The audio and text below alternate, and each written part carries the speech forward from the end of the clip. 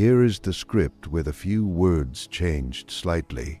Same length, no headings, plain and simple English. Why does a man pull back precisely when his feelings are at their highest? Why does he emotionally shut down just as the bond begins to grow stronger? And why does this happen most often with the women he cares about the most? Carl Jung spent years studying the male mind and found something deeply troubling. Men do not run from difficult women. They do not escape to avoid drama. They are not scared of complexity. They pull away from one specific trait found in a woman. And this particular trait is often the very thing you consider to be your strongest quality. Most women fail to understand what is truly going on inside a man when he puts up that wall of silence. They jump to the conclusion that he is simply not ready. They assume that he is scared of commitment or that he has low emotional intelligence. But Jung understood the deep psychological truth beneath the surface. A man who is truly in love with you does not drift away because he is cold or unable to feel affection. He drifts away because you have triggered something he has kept buried his whole life. You spark a psychological reaction that Jung described as the most dangerous point in a man's inner world. And here is the painful truth. Almost every relationship tip you have ever learned only makes the situation worse. Advice, like give him space, misses the point. Strategies like be mysterious miss the point. Tips such as let him chase you completely miss the point, because nobody has explained the reality of deep psychology. No one has told you what truly happens in his subconscious when he meets a woman like you. No one has explained why men avoid the very women who touch them at the deepest level. No one has shown you why your emotional honesty unsettles him.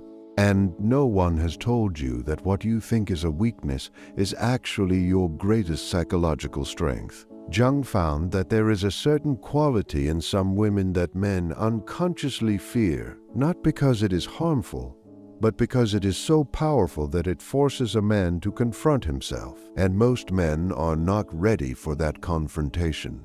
In the next few moments, you will understand what happens in a man's mind when he meets a woman who carries this quality. You will learn why he withdraws even when he loves you, perhaps exactly because he loves you.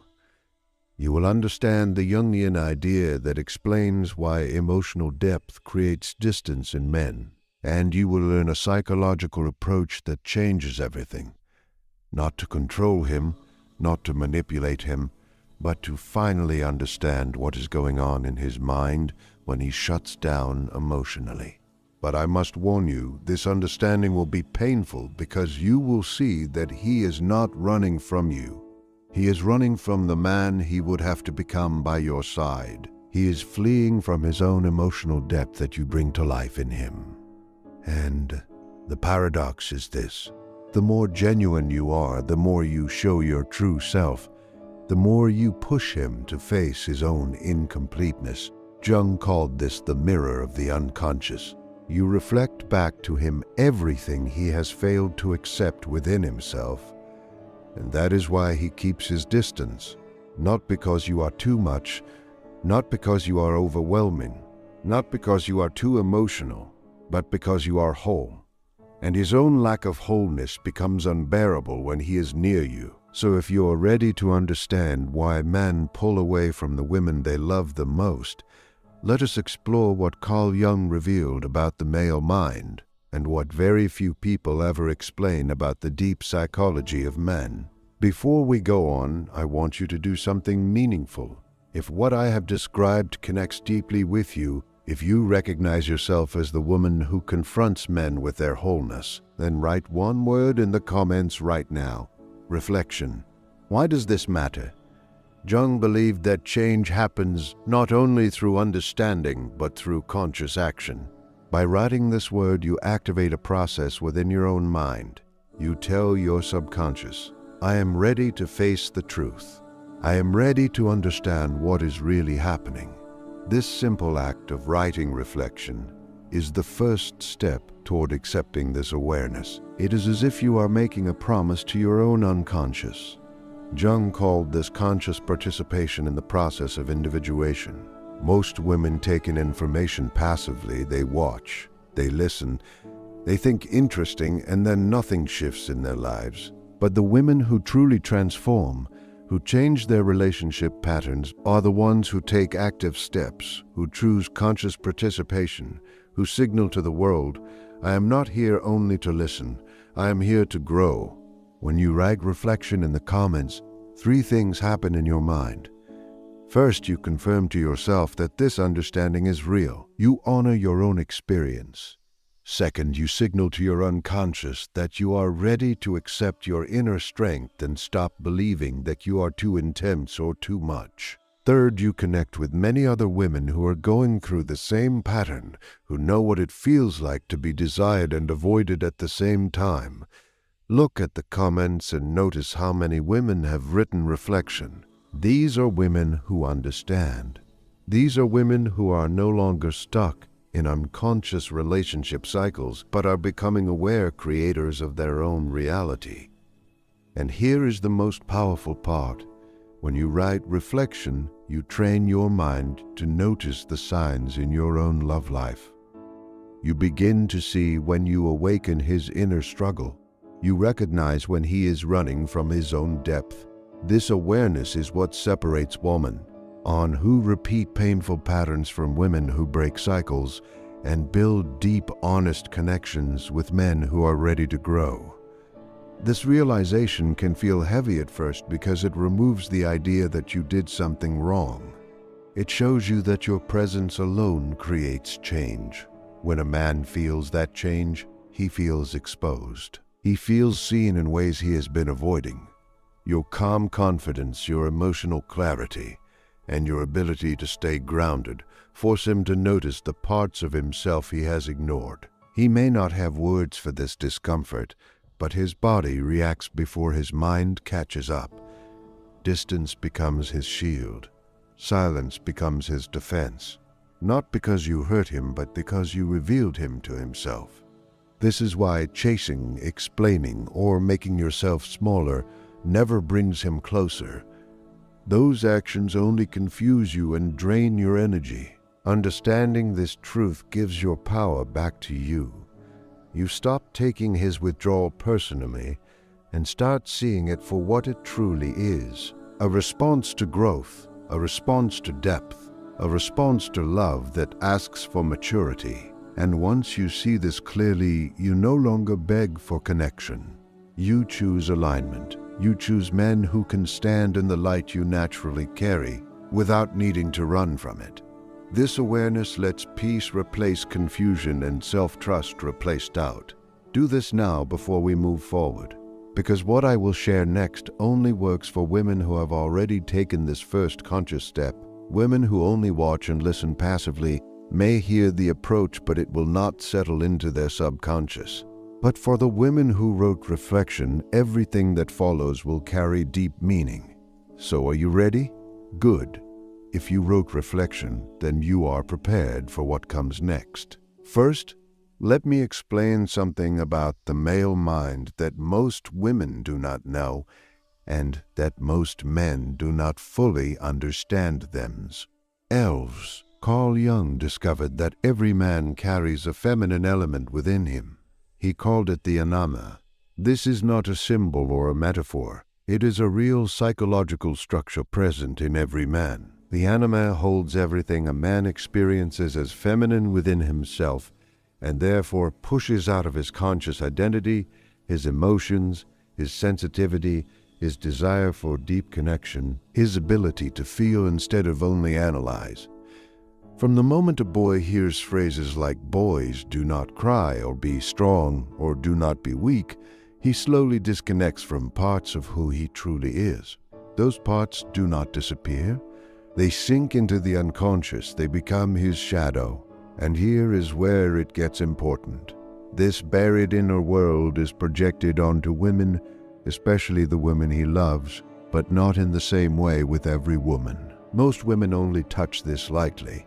They play roles. They show a socially acceptable version of femininity. His outer mask connects with their outer mask, and everything stays on the surface. These relationships feel safe to him, predictable and easy to manage, but then he meets you and something feels different. You're not performing. You're not feminine as an act. You move through life with emotional honesty. You are whole, or at least consciously moving toward wholeness. Jung would say you are further along the path of individuation. You do not hide behind a mask. You do not pretend. You live from the inside outward. And that is where the tension starts. When a man meets a woman who is whole within herself, something powerful shifts inside him. His anima does not just stir. It fully wakes up through you. He suddenly sees everything he denied in himself, the feelings he never allowed, the softness he buried, the hunger for depth he learned to label as weakness. You become a living mirror of the parts of his soul he never dared to look at. In that moment, fear rises, and with it a reflex to protect the version of himself he has carefully built. He does not announce this fear, he does not name it clearly because he often cannot. It shows itself in small shifts that you can feel before you can explain. Messages come later. His tone flattens. Plans become vague. Eye contact shortens and his body pulls back even when he is still physically beside you. He reaches for logic to cover what is emotional. He talks about being busy, about needing to focus, about staying practical. These words are not lies, but they are not the full truth either. They are bridges he builds to walk himself back to the version of himself that feels safer, the controlled, predictable self that does not have to face the fullness of his inner world. When the anima awakens, a man experiences contradiction. He wants closeness and escape at the same time. He desires the feeling you bring and fears the surrender it requires. He senses that loving you as you truly are means ending a long era of avoiding himself. This is why conversations that once flowed now feel heavy. This is why his silence is not empty. It is full of negotiations he is having with himself. Part of him says, move forward. The other part says, survive. He chooses distance because survival patterns are older than the love he feels today. They were formed in childhood and reinforced by culture, and they will not fall away overnight. This is where many women either push in or pull away completely. Pushing in looks like explaining the connection, proving the safety of the bond, repeating reassurances that you are not asking for more than he can give. It looks like making the path easier for him by lowering your standards little by little. Pulling away completely looks like matching his avoidance with your own. Pretending your depth does not need to be met. Acting like indifference is your strength. Both responses are understandable. Both responses are costly. One wears down your center by doing too much. The other hardens your heart by feeding it too little. Neither one nourishes the ground where real love grows. There is another way, and it begins with a decision that sounds simple and feels radical. Stay exactly who you are. Do not perform lightness when your nature is depth. Do not become unclear when your gift is clarity. Do not trade truth for attention. When he pulls back, hold your ground gently. When he returns, meet him with presence, not punishment. Presence is different from pressure. Pressure demands he be different right now. Presence invites him to bring more of himself when he is ready, while you remain fully yourself in the meantime. To live this in real behavior, keep the routines that ground you. Continue the work that expands you. Maintain friendships that remind you who you are outside of the relationship. Do not reshape your life around his cycles, not as a tactic, but as a truth. Your life remains yours. When he texts with a shallow tone, respond with warmth and boundaries. Warmth says your heart is open. Boundaries say your energy is not endlessly available for half connection. If he reaches out late at night for closeness without consistency, You can respond with honesty that acknowledges the pull and honors your values. You might say, I care about you and I am available for closeness that is also steady.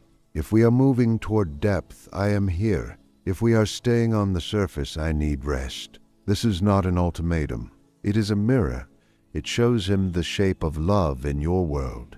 Deep, steady, chosen in daylight, not borrowed in the dark. Expect that after such clarity, he may pull back again. Expect the old pattern to try one more time. Do not panic when it does. Patterns test themselves as they fade. Watch for the difference between a retreat that loops and a retreat that grows.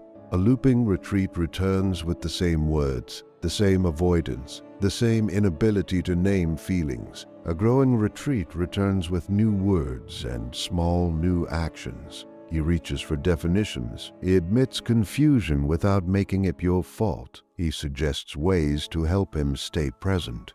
Weekly check-ins, dedicated time, agreements about honesty when fear rises.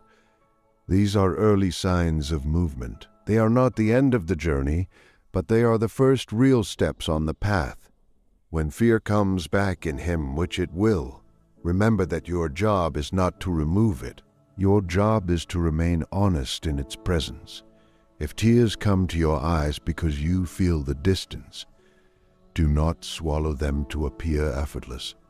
If you need reassurance, do not disguise it as indifference. The key is how you bring it. Replace blame with revelation. Instead of saying you always disappear when it matters, say closeness matters to me, and when it fades, I feel alone beside you. I do not need you to fix it right now. I need us to name what is real. Revelation calls the mature version of him forward. Blame pulls the defended version back. There will be moments when he tries to place the weight on you without meaning to. He will say, you make me feel too much, or I cannot think clearly around you, or you are overwhelming. Refuse this assignment with grace. Answer with, I do not make you feel anything you do not already carry. I awaken what is inside you. What you do with that is your power, not my responsibility. These words are not weapons. They are boundaries that keep your love clean. Love becomes muddied when it carries work that does not belong to it. Understand also the role the body plays in this process. The body picks up on threat faster than the mind can translate it. When connection deepens, his chest may tighten, his breath shallows, his gaze moves away. Your nervous system feels those shifts and wants to chase to bring closeness back. Instead, return to your breath first. Lengthen the exhale, soften your shoulders, feel your feet on the ground. Speak from a calm place. Bodily steadiness is not a performance, it is leadership. It communicates safety without surrendering self. Often staying calm does more for the relationship than 1,000 rushed explanations. There will be chances to practice matching your words with your actions. If he asks for space, honor it and add definition. Space for how long and toward what purpose. Undefined space feeds avoidance. Defined space builds capacity. You might say, take the weekend, feel what comes up, and let us talk on Sunday at 6 about what you are ready to choose. If Sunday arrives and he misses the time without saying anything, do not scold or persuade. State the fact. We set a time and it passed. I am available for commitments that are kept. When you are ready to show up with presence, reach out. Then let the conversation go. You are not punishing him. You are aligning your life with what you value, depth, truth. If physical closeness continues while emotional intimacy fades, do not confuse connection with contact. The body can offer warmth that the heart holds back. Honor your body by connecting physical closeness to emotional presence, not as a bargaining chip, but as coherence. You might say, I want our bodies to reflect the honesty between our hearts. If we are shallow in conversation, I will not go deep in bed. When we meet in truth, I want all of you, and I will bring all of me. Coherence ends the quiet self-betrayals that slowly hollow love from the inside. As you walk this path, you will sometimes feel the ache of not knowing. Let the ache teach you without letting it control you. It teaches you where you still fear being left. It shows you where you still tie your worth to being chosen. It reveals any places in you that would rather be almost loved than fully alone. Sit with these truths gently. Write them, pray them, move them through your body with breath, with walking, with the slow rituals that bring you back to yourself. The man is not your healer. The relationship is not your cure. Your wholeness comes before your union, and it sustains it.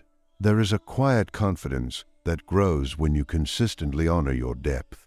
It looks like laughter returning to your face even as you move through difficulty. It looks like creativity alive in your work while your heart stays open.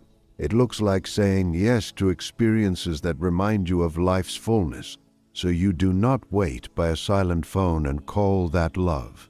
The invitation here is this: if he chooses his inner work, he can be met by a woman who does not punish growth but celebrates it.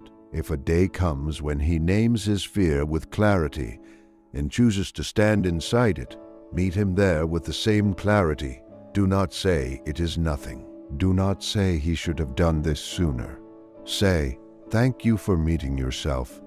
This is the ground where love becomes a practice, not a projection. Two people facing their inner worlds with courage. Neither trying to be the other's parent, neither shrinking to keep the peace, both choosing truth even when the voice shakes. And if a different day comes when you realize nothing has shifted and months have turned into seasons without real change, tell the truth to yourself first. You are not leaving love behind by walking away. You are refusing to leave yourself behind. Leave with gentleness, not with a display of anger. Leave without turning your heart to stone. Feel gratitude for what woke up in you through this bond. Wish him the courage to meet his own life. Then keep yourself as the home you live in. The right man, Wade. I'll not ask you to shed it. He will recognize it. Home is not loud. It does not demand proof. It does not beg to be chosen. Home is recognized quietly, often with a trembling sense of familiarity that feels both comforting and strange. This is why a man who is still fragmented can sense home and still turn away from it. To stay would mean dismantling the walls that kept him safe. To stay would mean feeling what he learned to numb.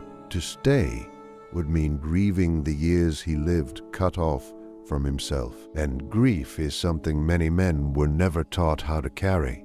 When the anima stirs, grief follows closely behind. Grief for the life not lived. Grief for the tenderness that was mocked or punished. Grief for the moments he chose armor instead of openness. You feel this grief in him even if he never gives it a name. It shows up as irritability, restlessness, distraction, or a sudden fixation on work or routines. He may become overly rational, analyzing everything, trying to think his way out of a feeling that can only be moved through by feeling it. Logic becomes his hiding place. Schedules become his armor. Productivity becomes his proof that he is still in control. If you mistake this phase for not caring, you will completely misread the moment. Not caring is cold and flat. This is charged. It is heavy with meaning. He is standing at an inner threshold, and thresholds are uncomfortable places. They are neither here nor there. They ask for a choice without any guarantees. He knows that stepping forward changes him. He also knows that stepping back costs him something he cannot quite name yet. So he hovers, and hovering creates confusion for the woman who stands ready in her truth. This is where your steadiness matters more than ever. Not the steadiness of silence, but the steadiness of staying connected to yourself. Continue to speak honestly when you speak. Continue to say when pausing feels right. Do not narrate his inner world for him. Do not tell him who he is or what he fears. That is his work. Your role is simpler and harder. Be steady. Be consistent. Let your words, tone, and actions tell the same story. Inconsistency feeds his confusion. Consistency invites clarity. At some point, he may test whether your depth is conditional. He may pull back just enough to see if you fall apart or chase. This is not always intentional. It is a nervous system question. If I step back, will she disappear into anxiety or will she stay herself? If she stays herself, something important registers in him. Safety is not control. Safety is resilience. It is the knowledge that closeness does not require losing yourself.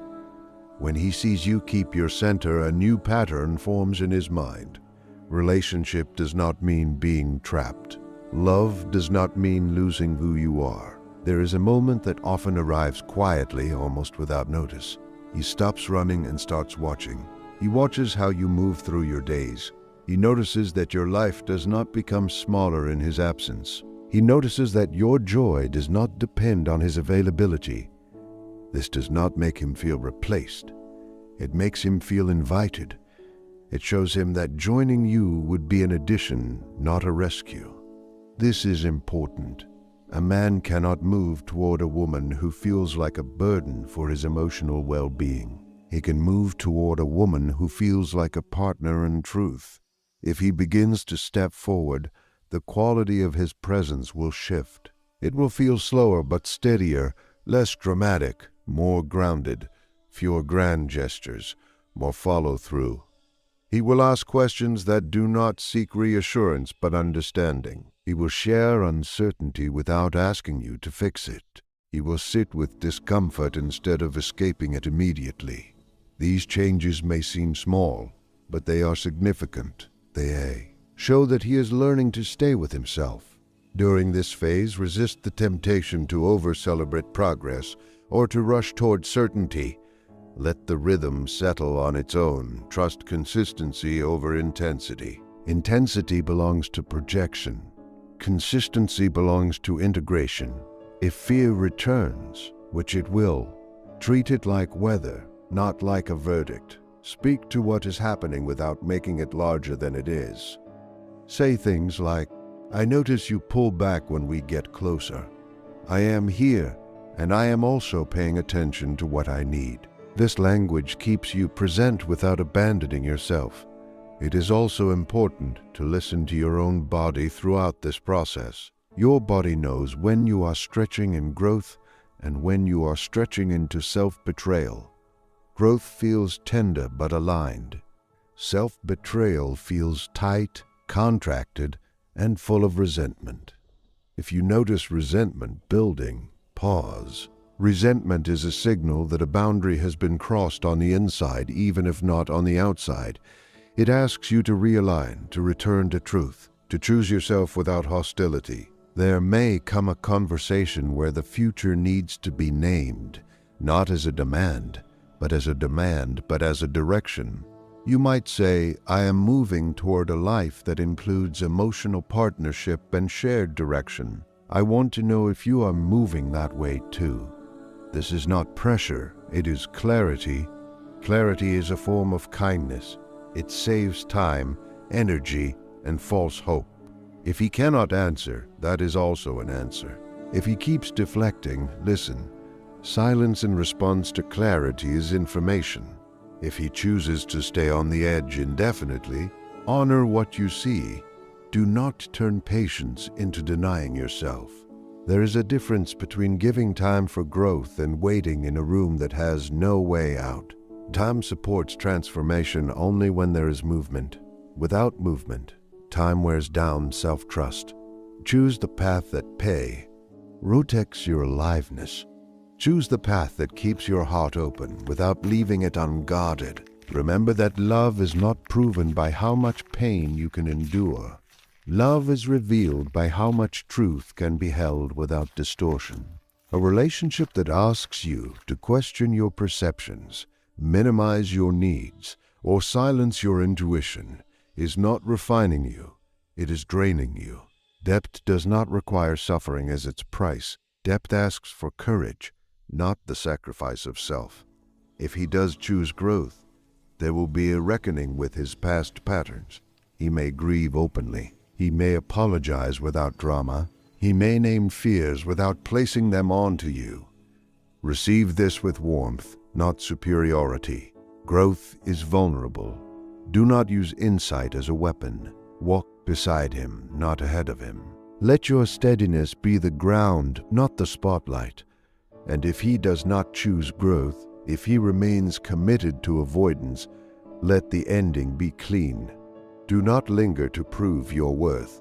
Do not try to be unforgettable. You already are. Endings handled with dignity leave a deeper mark than endings fueled by drama. Close the door gently. Honor the lesson. Keep your heart whole. You are not meant to be the spark for everyone. Your depth is not a universal cure. It is a resonance. It calls to those who are ready to hear it. When you stop trying to convince the unready, you create space for the aligned. This is not loss. This is wisdom. As you continue your own journey, you will notice your attraction changing. You will feel less pulled toward intensity without integrity. You will feel less drawn to chaos dressed as passion. You will recognize availability not as constant contact, but as emotional reliability. The men you notice will be quieter, steadier, more grounded. They will not be perfect. They will be present. Presence is the real intimacy. Presence does not vanish when feelings grow stronger. Priest Nash leans in with curiosity. Presence can hold fear without letting it take the wheel. Presence chooses truth even when the voice shakes.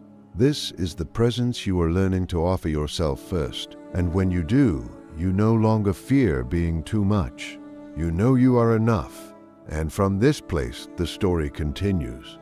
And now we arrive at the quiet center of everything you have heard. Not a technique, not a strategy, not a promise that if you do the right thing, he will finally stay. What you are left with is something far more powerful and far more honest. Understanding. Understanding that his withdrawal was never a judgment on your worth. Understanding that your depth was never the problem.